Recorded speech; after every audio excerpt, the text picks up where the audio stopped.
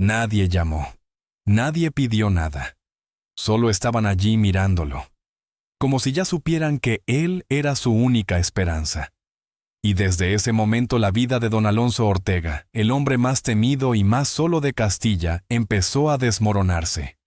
La finca Valdehierro despertaba cada mañana igual que en las últimas 3 décadas, con el sonido metálico del candado de la puerta principal, las botas resonando sobre la piedra vieja, y la voz ronca de don Alonso Ortega maldiciendo al frío. Era su rutina, su ancla, la única certeza que le quedaba. Aquel 15 de octubre de 1882, el amanecer se alzó perezoso entre la niebla de los campos burgaleses.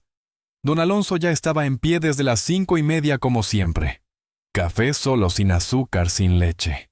Ni un gesto de indulgencia, ni siquiera para consigo mismo. Los jornaleros no llegarían hasta las 7, así que disfrutaba del silencio con la severidad de quien cree que la soledad es virtud.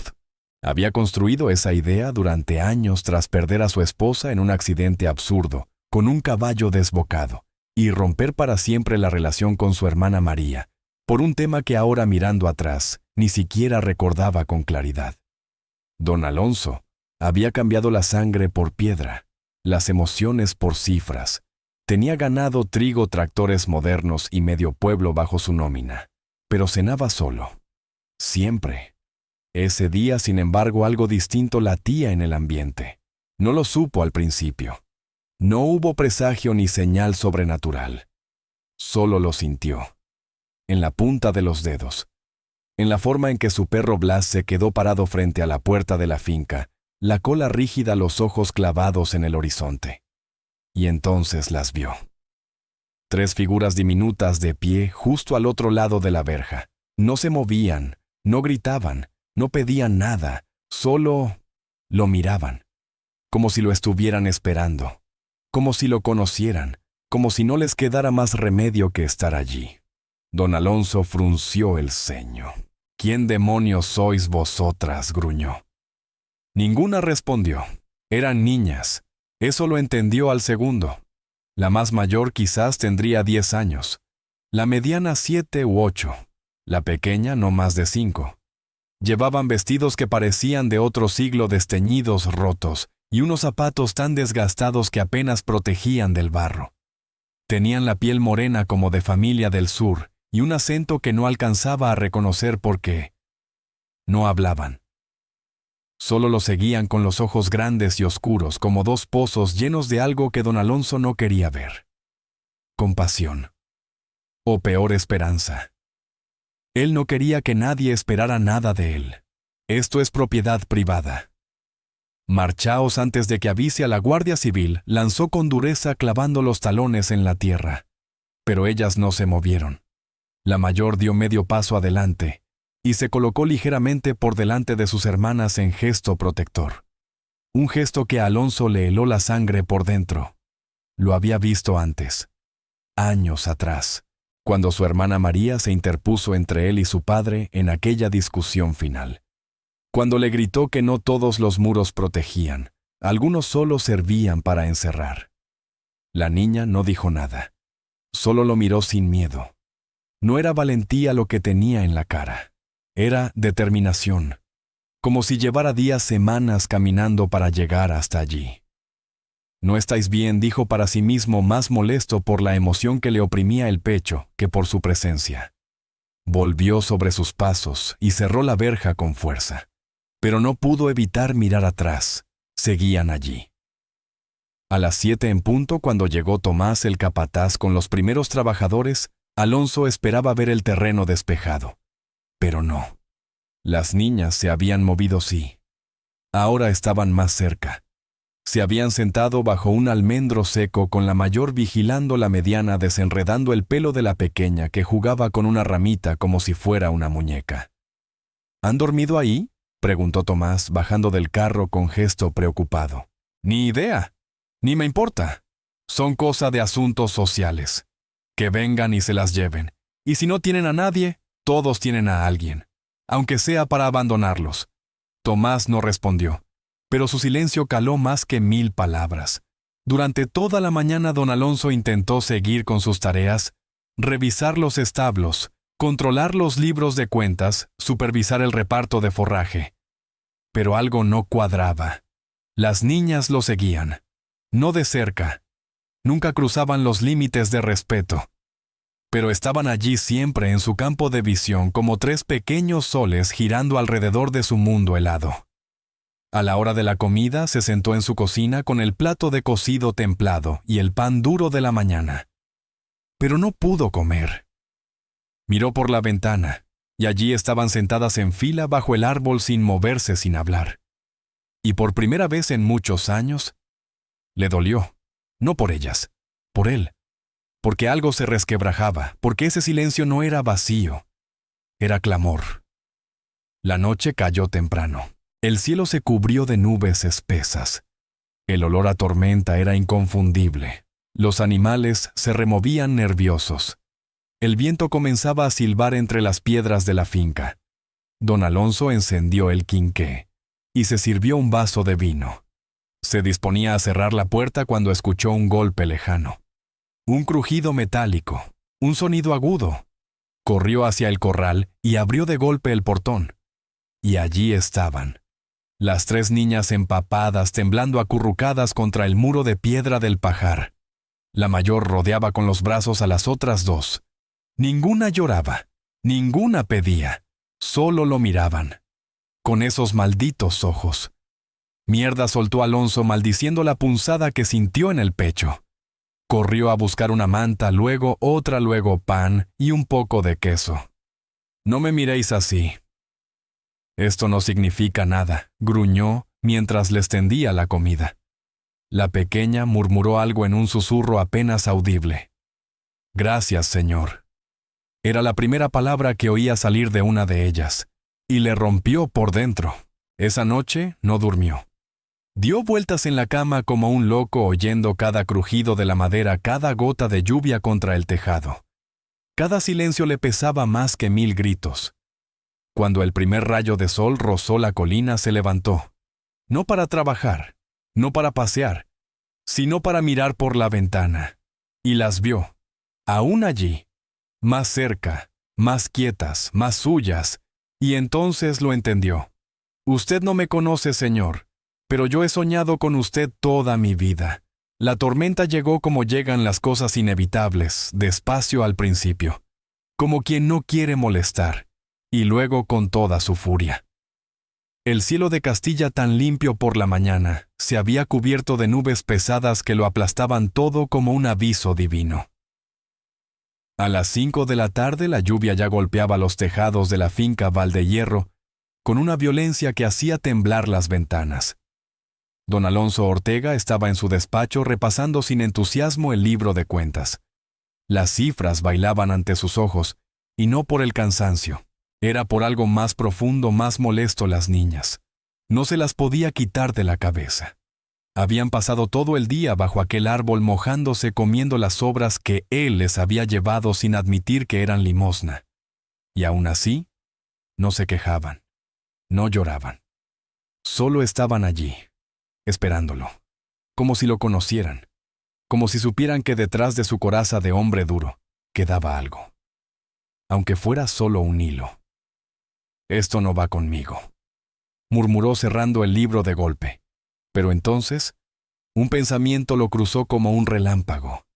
Dios santo, el pajar. Se levantó de golpe. Si seguían allí, si no se habían marchado, y sabía que no lo habían hecho, estarían empapadas. Y el frío de octubre en esas tierras no perdonaba. Ya había visto a jornaleros caer enfermos por dormir una noche mal cubierta. Y ellas eran solo niñas. Se puso su capa vieja de pastor y salió al exterior. El viento casi le arranca la puerta de las manos. Avanzó con dificultad, cubriéndose el rostro, la linterna oscilando entre sombras de lluvia. Gritó. ¿Hay alguien ahí? Ninguna respuesta. Cruzó el patio embarrado, resbalando varias veces, hasta que llegó al pajar. Empujó la pesada puerta de madera que se abrió con un chirrido largo y grave. El interior olía a humedad, heno y silencio. Y allí estaban, en un rincón bajo una manta que él mismo había dejado por si acaso, acurrucadas como pajarillos mojados. Rosa la mayor abrazaba a sus hermanas con el cuerpo tembloroso. Elena tiritaba con los dientes castañeando. Carmen tenía los labios morados. Ninguna hablaba. Solo lo miraron. Y fue esa mirada directa, sincera, sin rastro de súplica ni reproche, la que le rompió lo que le quedaba de escudo. «Madre mía», murmuró agachándose a su altura. «¿Cuánto tiempo lleváis aquí, Rosa?», con voz débil y acento sureño, respondió. «Desde ayer, señor». «¿Y por qué no llamasteis? ¿Por qué no entrasteis en la casa, mamá? Nos dijo que solo... si era seguro». Don Alonso no supo qué decir. Solo supo que aquello dolía. Volvió corriendo a la casa. Calentó un puchero de lentejas, cortó pan, sacó queso curado y un poco de chorizo. Metió todo en una cesta junto con 3 cucharas, una manta seca y una jarra con leche caliente. Cuando volvió al pajar, las niñas seguían igual. «Vamos a hacer esto bien», dijo con voz más amable de la que se recordaba. «No tenéis que tener miedo. Nadie os va a echar esta noche. Comed, por favor». Las niñas dudaron.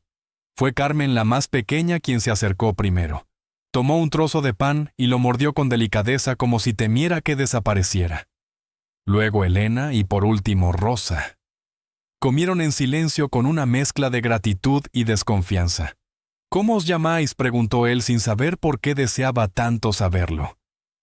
«Yo soy Rosa», dijo la mayor. «Ella es Elena. Y la pequeña es Carmen». «Rosa, Elena y Carmen», repitió don Alonso grabando los nombres en la memoria. «¿Y usted es don Alonso?», preguntó Elena mirándolo con timidez. «Así me llaman, sí». «Mamá dijo que buscáramos a un hombre llamado Alonso Ortega, que vivía en una finca grande cerca de Burgos, que era el único que podría ayudarnos». El corazón de Alonso se detuvo un segundo. Tragó saliva. «Esa mujer, ¿quién era?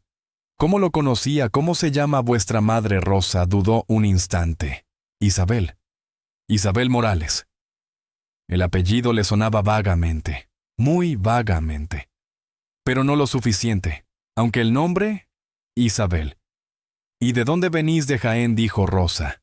«Vinimos en diligencia hasta Valladolid. Luego caminamos. Dormimos en establos, en patios, en iglesias. Pero mamá decía que llegaríamos, que usted nos acogería». Alonso cerró los ojos. «Mamá dijo que viniéramos a buscarle, que usted nos salvaría». Se quedó allí un largo rato en silencio, escuchando la lluvia golpear el tejado, viendo cómo 3 niñas se quedaban dormidas, una al lado de la otra, envueltas en una manta prestada y su propia dignidad. Y por primera vez en 30 años, Alonso Ortega no se sintió solo. A la mañana siguiente el sol salió tímido entre las nubes. La finca olía a tierra mojada y a promesas no dichas. Don Alonso bajó temprano al pajar. Llevaba consigo leche caliente, unos mendrugos, y sobre todo algo que no sabía, que tenía ganas de verlas. Las encontró despiertas, sentadas en un círculo improvisado. Rosa peinaba a Carmen con los dedos mientras Elena canturreaba en voz baja. Cuando lo vieron se levantaron enseguida. «Buenos días, señor». «Buenos días, niñas», respondió él sorprendiéndose de lo natural que le salió. Les ofreció el desayuno. Comieron con menos prisa, con un poco más de confianza. «¿Queréis daros un baño caliente?», preguntó.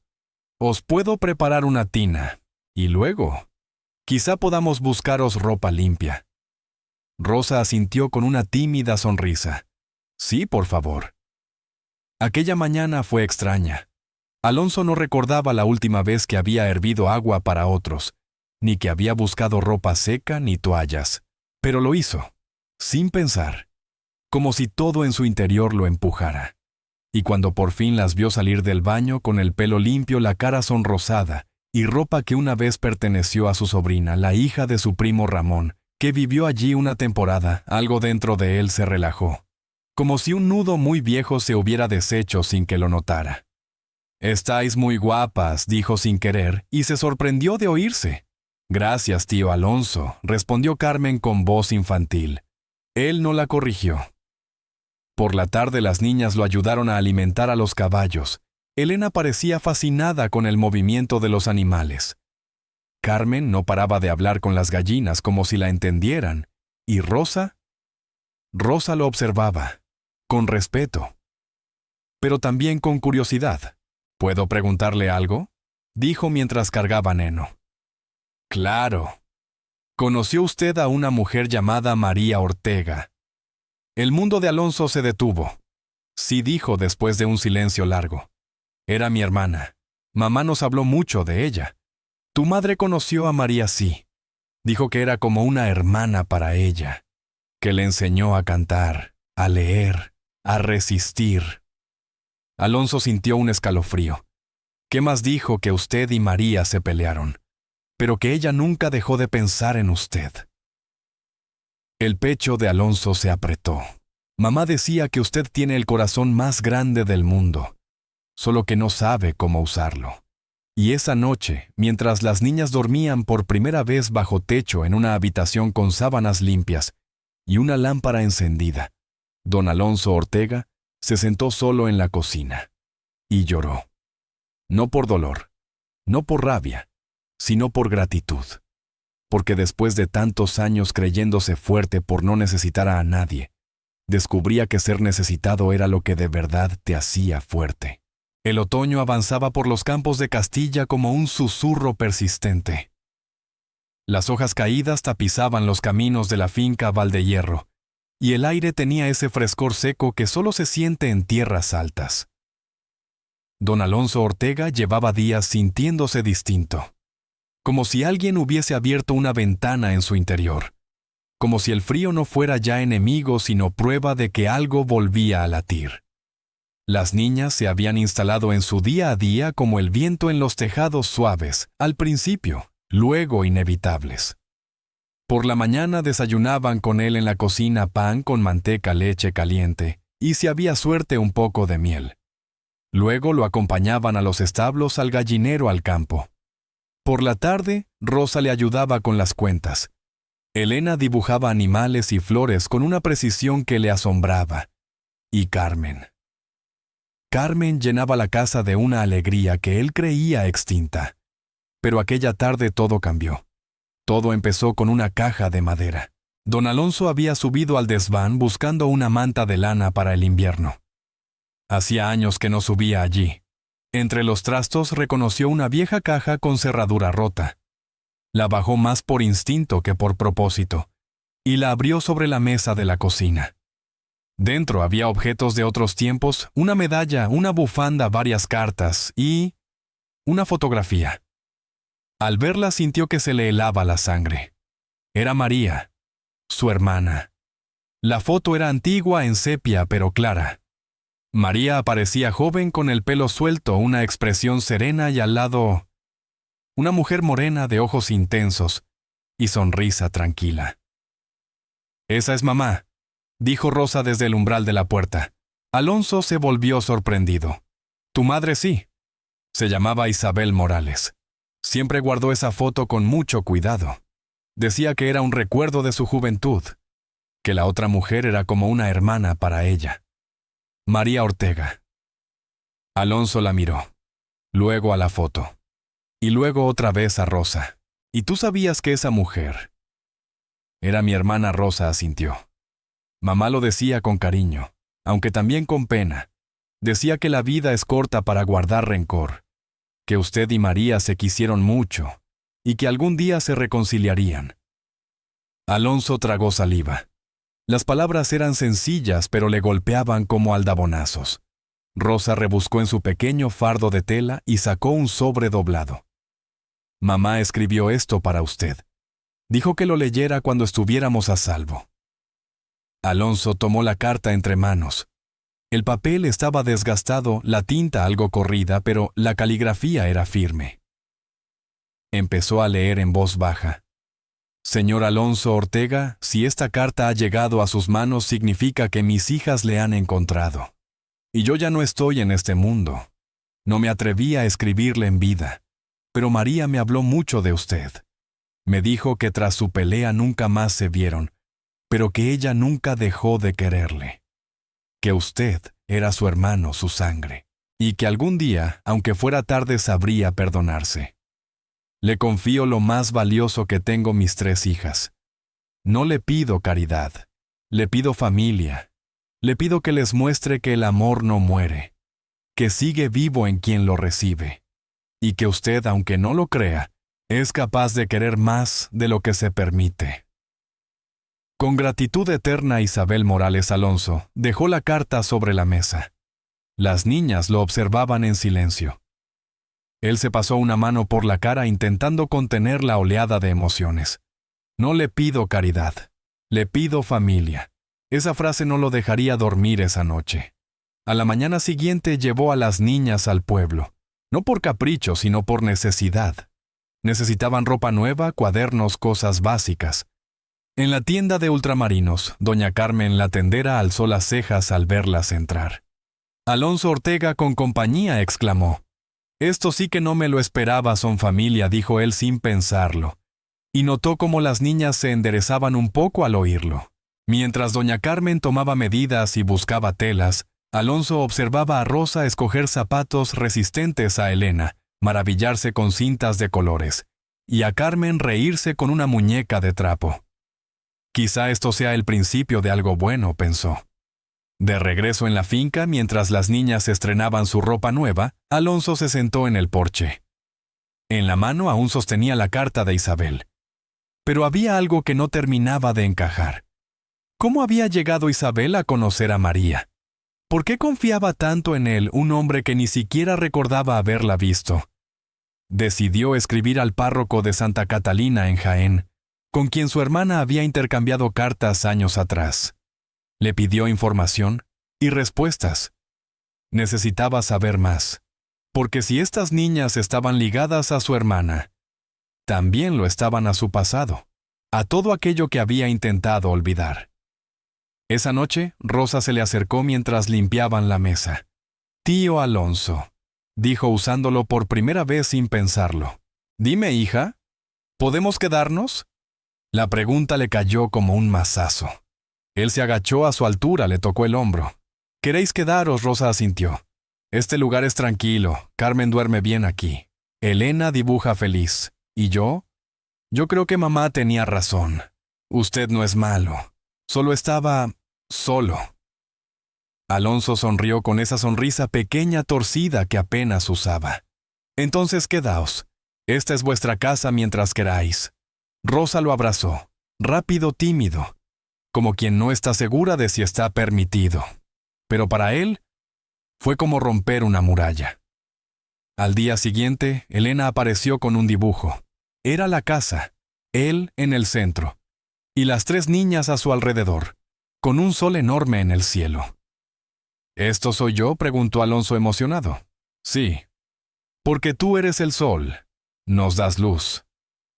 Y en ese instante, Alonso Ortega supo que algo había cambiado para siempre.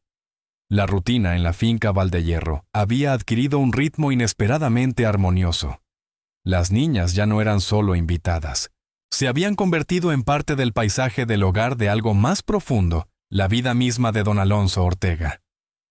Por las mañanas, Carmen corría descalza por el patio hasta que él la obligaba entre risas a ponerse los zapatos.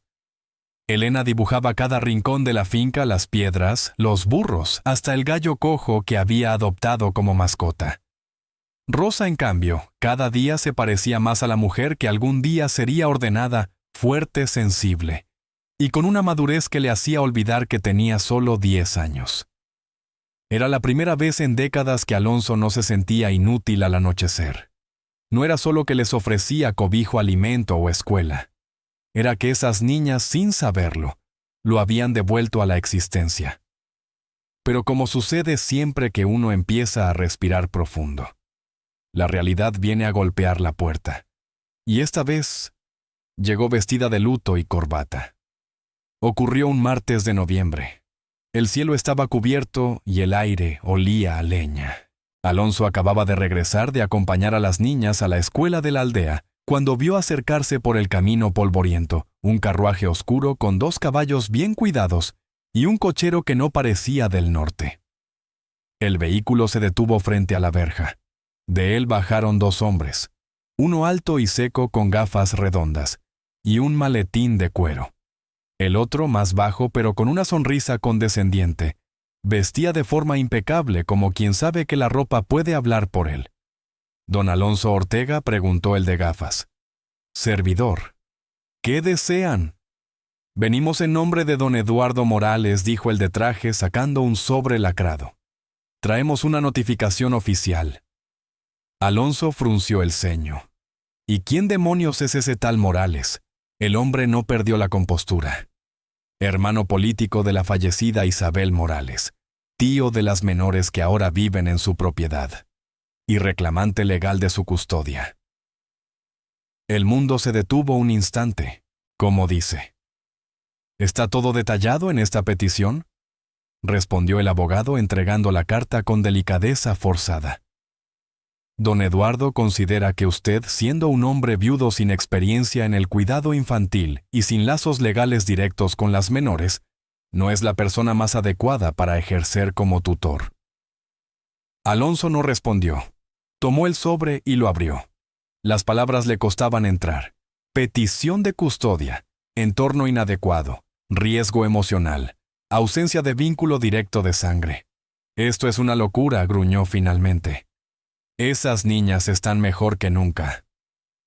El tribunal decidirá, dijo el abogado sin alterarse. Tiene 3 semanas para presentar su defensa.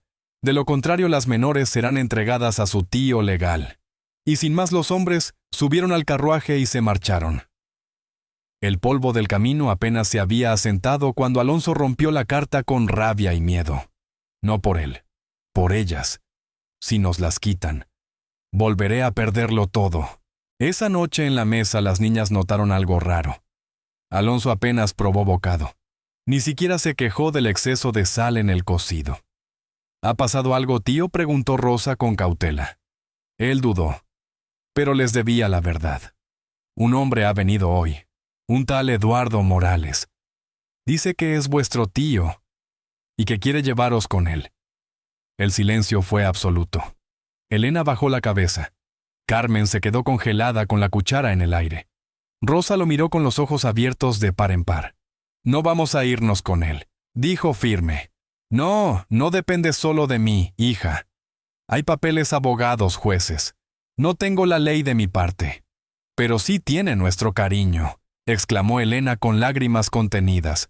«Y mamá dijo que usted era nuestro hogar», añadió Carmen aferrándose a su brazo. Lo sé, pequeñas», dijo él con voz rota. «Y voy a hacer todo lo posible para que nadie os aleje de aquí. Os lo prometo».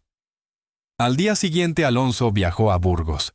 Visitó al notario, al juez de paz, incluso al antiguo párroco que conocía a su familia desde niño. Preguntó, leyó, peleó. Y descubrió lo peor. Legalmente Eduardo Morales tenía un argumento fuerte. Era cuñado de Isabel con cierta legitimidad. Y aunque no era sangre directa, tenía la ventaja del apellido y la normalidad familiar. Alonso, en cambio, era un viudo sin descendencia con fama de huraño y sin experiencia parental. A los ojos del tribunal, don Alonso, usted es atípico, le dijo el notario. ¿Y qué demonios hay de malo en ser atípico si uno da amor?, respondió alzando la voz. Nada, respondió el notario bajando la mirada. Pero los jueces no siempre entienden de amor. Volvió a casa tarde con los nudillos marcados de apretar el bastón y el alma tan cansada como nunca. Las niñas lo esperaban despiertas. Rosa llevaba un cuaderno abierto. Carmen, un dibujo en la mano. Elena, una manta por los hombros. ¿Y bien?, preguntó Rosa con valentía. ¿Qué han dicho? Alonso se sentó, suspiró hondo y por fin soltó. Puede que necesitemos algo más que amor para ganar esto. Las niñas se miraron. Luego Elena, con una lógica desconcertante, soltó. ¿Y si se casa? ¿Cómo si usted se casa con alguien, entonces ya no estaría solo? Seríamos una familia entera. Ya no podrían decir que no tenemos madre o padre. Alonso soltó una carcajada amarga. Casarse no es tan fácil, muchacha. Pero mamá decía que cuando uno quiere proteger, hace lo que sea, dijo Rosa en voz baja. Alonso se quedó pensativo. Y por primera vez una idea alocada, atrevida, desesperada, empezó a formarse en su cabeza. Los días siguientes fueron un torbellino. Habló con Marta, la tendera del pueblo, con el médico, con el maestro, con todos los que conocían su evolución desde que llegaron las niñas. Buscó testigos, informes, cartas, incluso pruebas de su vínculo con María, con Isabel, con las niñas. Reunió documentos, recuerdos, retratos, y sobre todo, preparó su corazón para pelear. Por ellas, para ellas. Cuando llegó la carta del juzgado con la fecha de audiencia, Rosa la abrió. Leyó en voz alta: día 22 de diciembre. Tribunal de Familia de Valladolid. Comparecencia para resolución de tutela de menores, Carmen Elena y Rosa Morales.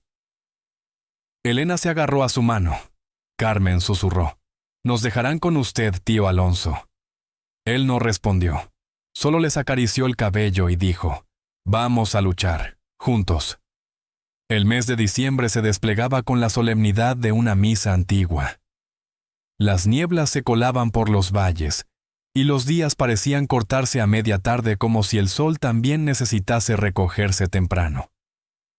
En la finca Valdehierro, todo seguía funcionando como siempre, pero con un murmullo constante de fondo: la espera del juicio.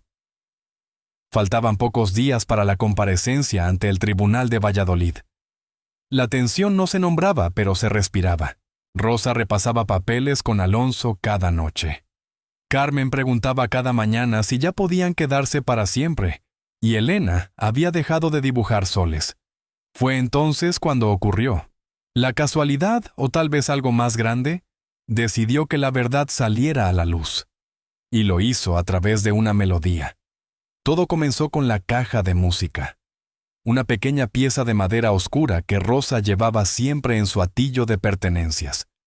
La misma caja que había sido de su madre, que a su vez había pertenecido a María Ortega. Una tarde, mientras Carmen jugaba en la cocina, dejó caer la cajita sin querer. Al levantarla notó que uno de los laterales se había despegado ligeramente. Lo señaló con su dedo. «Tío Alonso, aquí hay algo raro». El ganadero se acercó curioso. Observó la hendidura.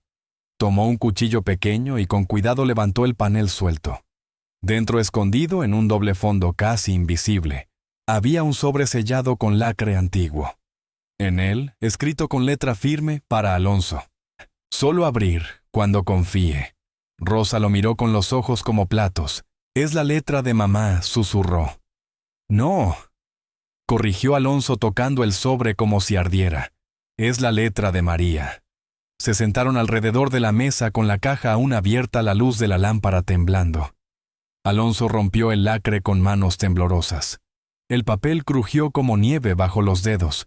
Y leyó: «Querido hermano, si estás leyendo esto, significa que las hijas de Isabel te han encontrado, y que de algún modo tu corazón ha vencido al miedo.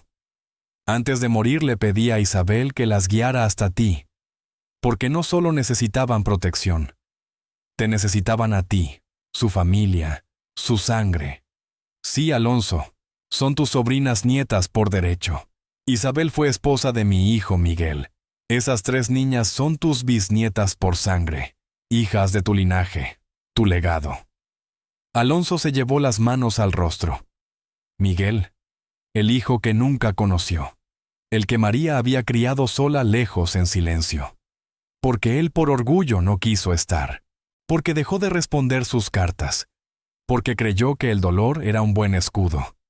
No te lo conté en vida porque temía que pensaras que era una carga. Pero te conozco, hermano. En el fondo siempre has sido noble. Solo necesitabas que alguien te recordara quién eras. Ahora tienes una oportunidad, no para corregir el pasado, sino para construir un futuro, para que no acabe contigo lo que un día comenzó con nosotros». Las niñas lo miraban calladas. Hasta Carmen guardaba silencio. Él levantó la vista. El corazón le latía con fuerza. «Sois de mi sangre», dijo con voz ronca. «Siempre lo fuisteis, y yo fui demasiado necio para verlo antes». Rosa se acercó despacio y le tomó la mano. «Ahora sí lo ve, tío. Y eso es lo que importa. No era solo una carta. Dentro del mismo compartimento había un fajo de documentos oficiales certificados de nacimiento de matrimonio, cartas personales de María, una foto de Miguel con Isabel, una declaración firmada por el párroco de Santa Fe, que daba fe del vínculo familiar. Todo lo que un juez necesitaría para ver que Alonso Ortega no era solo un viejo testarudo que se había encariñado con 3 niñas.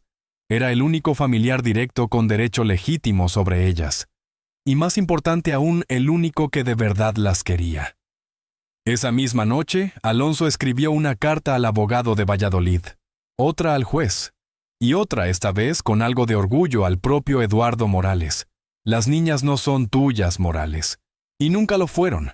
No las busques por su herencia, porque su verdadera riqueza está aquí, en su hogar, en su historia y en su sangre, firmó Alonso Ortega Ganadero, padre de corazón, y ahora también de sangre. Al día siguiente, el correo trajo una respuesta del párroco de Santa Fe, confirmando todo lo que ya sabían. El sobre incluía algo más, una carta antigua de María, que nunca había llegado a Alonso por culpa del resentimiento.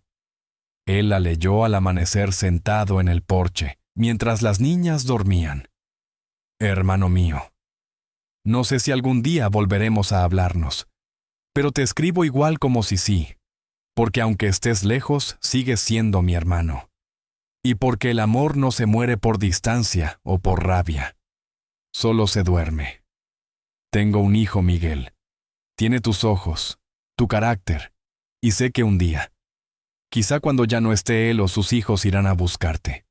Por eso te pido, si llaman a tu puerta, ábrela. Aunque duela, aunque no entiendas por qué, porque puede que ese momento sea la redención que los dos hemos esperado toda la vida. Alonso lloró. Lloró en silencio. Lloró como lloran los hombres que nunca se permiten llorar. Y luego, cuando el sol ya tocaba los campos, volvió a entrar en casa. Preparó el desayuno. Despertó a las niñas con una voz suave. Y les dijo con firmeza: «Vamos a Valladolid». Esa tarde Rosa encontró una flor silvestre y se la ofreció.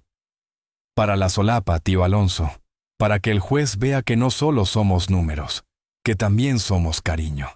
Él la aceptó, se la colocó en el pecho, y cuando Carmen le preguntó si por fin podían quedarse, él no dudó.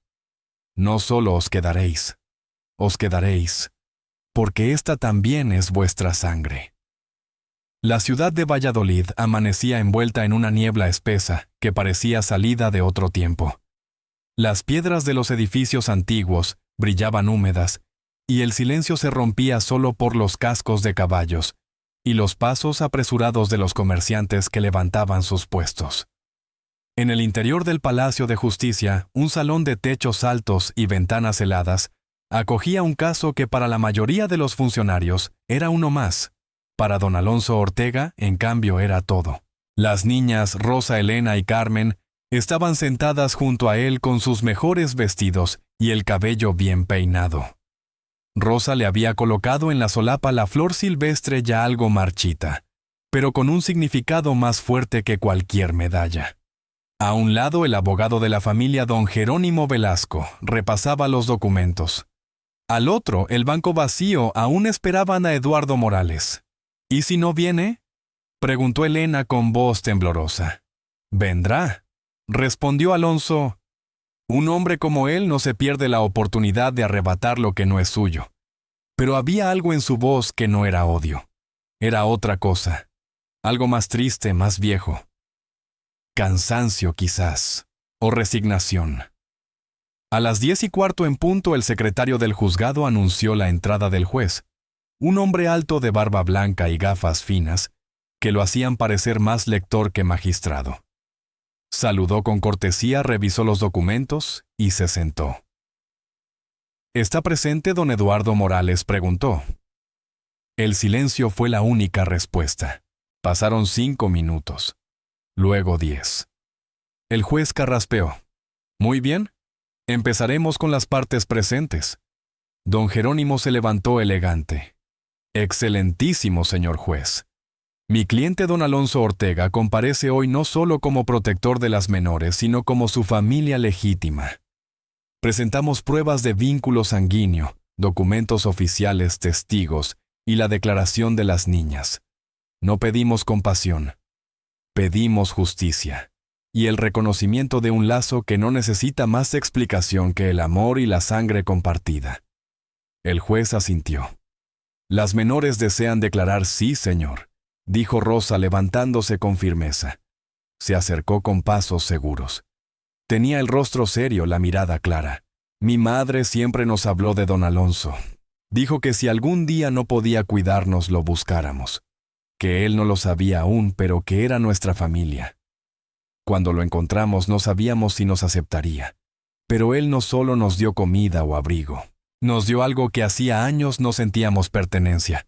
No quiero otro hogar. Este es el mío. El juez la observó en silencio, luego asintió con un gesto leve. Gracias, pequeña. Carmen se aferró a la mano de su hermana. Elena dibujaba con el dedo sobre el banco imaginando flores. Y Alonso, por primera vez en mucho tiempo, sintió algo parecido a orgullo. De pronto, el sonido de pasos apresurados interrumpió la calma. La puerta se abrió. Eduardo Morales apareció jadeando acompañado de un abogado de rostro grisáceo. Traía un abrigo largo y un sombrero caro. Sus ojos iban directos a Alonso. Lamento el retraso, señoría. Problemas con el carruaje. El juez frunció el ceño. Sea breve, señor Morales. Tiene la palabra. Eduardo se acercó al estrado con una sonrisa calculada. Estas niñas necesitan una vida estable en la ciudad. Educación moderna, acceso a la sociedad. Yo puedo dárselo. Este ganadero vive aislado, sin cultura, sin medios reales para cuidar de 3 menores. Solo por esa razón dijo, mirando a Alonso con arrogancia, creo que debe entregárseme su tutela. Alonso no dijo nada, pero en sus ojos no había miedo. Había verdad. El juez revisó ambos legajos. Luego habló. He leído las cartas. He escuchado a las menores. He examinado los documentos de filiación y los informes de los testigos. No me compete juzgar afectos, pero sí hechos. Pausa. Y los hechos son claros. Se quitó las gafas, miró a los presentes. Estas niñas son descendientes legítimas de María Ortega, hermana de don Alonso. Por consiguiente, existe un vínculo sanguíneo directo. Además, se han presentado evidencias suficientes de que han recibido en esa finca protección, afecto y estabilidad. La custodia se concede al señor Alonso Ortega. Las niñas soltaron un suspiro colectivo. Rosa se abrazó a Elena. Carmen lloraba sin decir nada. Alonso no se movió. Solo cerró los ojos un segundo.